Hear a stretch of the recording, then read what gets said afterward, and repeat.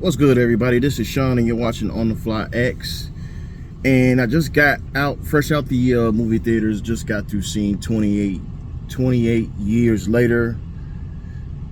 I'm gonna be honest. They should have just left it at 28 weeks later because that movie was trash. Like, I don't know who wrote that movie, who directed it, and who was like the deciding factor on that being the finished product. But I felt like I've been robbed. I felt like the movie just robbed me, and I walked out the theaters like shaking my head, like, what did I just watch? Like it was ass. Flat out, it was just ass. You know, it's crazy how the top billing of the film is barely in the movie. Like, he's probably in it for like the first, I don't know, 20-30 minutes or something like that. But after that, he's not in the film anymore. I don't even understand why they made this movie.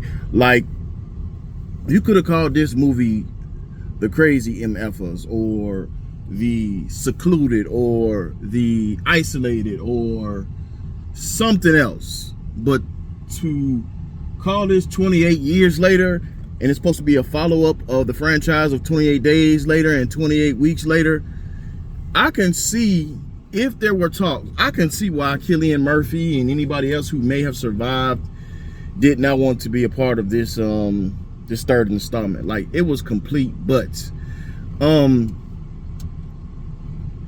Like when it first started off, I mean, like, literally the first 5 minutes of the movie, when they showed the children in the room and stuff like that, and the tone that it gave, I already knew, like, I don't know if I'm gonna like this film. But I kind of tried to give it a chance, but it just didn't have that impact. It didn't have that same feeling that the first two movies brought. And I'm not expecting it to like live up to that, but I just thought it would be much better. And this movie was a huge disappointment. Let me just call out a few key things in the film. They were going with this like kill shot thing that they were doing. Like, you know, they was getting, you know, they was shooting these, they're not zombies, they're like shooting these crazies with like these arrows, and then like the camera would do like some type of switch thing. I feel like I've seen something like that. You know what? I did see something like that. There's a movie, I mean, there's a game called Sniper.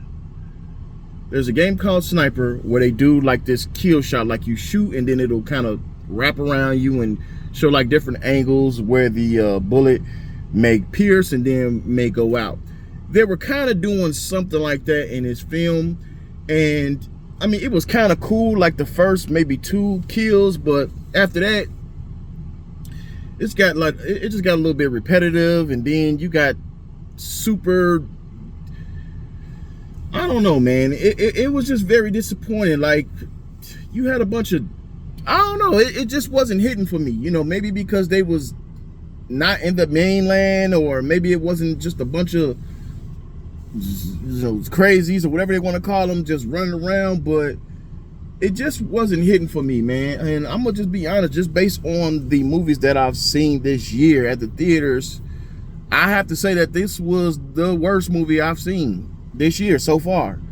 I can't explain to you why the heads or something like that thought it was a good idea to come out with 28 months later, like, or 28 years later. It was like a very big letdown. Matter of fact, they should have came out with 28 months later before they came out with 28 years later, because this wasn't it. Now, before I go, I just want to explain a few things. Like, they had the main character, Aaron, something like that. You know, he played Craven, he played Kick-Ass, he played Quicksilver in the X-Men film, and I thought, based on the trailers, that he would get like more screen time. Like, I thought it was about him and he's trying to save his son, and it's not like that. It's not that. Then they got this young kid, I guess he's like a newcomer, they call him Spike. Then they have the ill mother.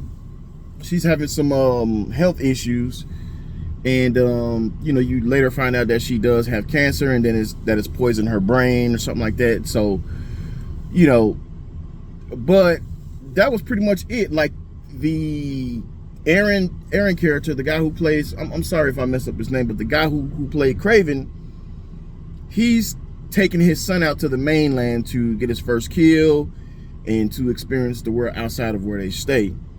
And so it was a big day for him. They usually say that the kids can't do anything until they're like 14, 15. That's when they'll be up to par. He decided that his kid was ready at 12. And you would think with all of the so-called training and all of those things, you think that the boy would kind of be up to par. Even if he was a little, you know, wet behind the ears, like green, you would think that he would be much better. And there were some scenes where the boy was just like, I put it like this. There have been a lot of kids in like horror movies, adventure movies, where it just like, oh, this kid, you know, but this is by far the first time that I've ever wanted like a 12-year-old kid to just be erased. Like, he was pissing me off so bad. His father was telling him to shoot, he wouldn't shoot. The boy was running and he fell like a regular horror movie, and he couldn't get up, and his father was trying to pick him up, and he just was a weak, pathetic kid. And you, like I said, you would think because he was trained by his pops, which his pops no, he was trash. Like, he was worthless. Like, he shouldn't even brought that boy out there. Maybe they should have waited 2 more years. Another thing I didn't like about that kid, which they called Spike, is, you know, the father was trying to, you know, like give him some encouragement and trying to, you know, like whatever. And it just got to a point to where the boy, for some strange reason, just started like not liking his pops, you know, like, man, you know, it wasn't really like that. Boy, shut up. And then, you know, the father, you know, which is Aaron's, you know, he was, I'm pretty sure he was deprived of, you know, having, you know, relations with his wife, because his wife is all messed up and she having these spells. And, you know, he couldn't really just embrace his wife because she was so messed up. And then it was like she would completely forget him. And the only people that she really kind of knew was her father, which was gone, and her son. So she didn't even really acknowledge the father other than to yell at him. And then when she started getting into these spells, she would kind of black out or something like that, and then he would take care of her. So of course, as a man, you know, he want to, you know, he's still living, and he's taking care of his son fully, training him, feeding him. He's doing all these things. And it was just so crazy how the boy, his son, just completely turned on him. Oh, you lying.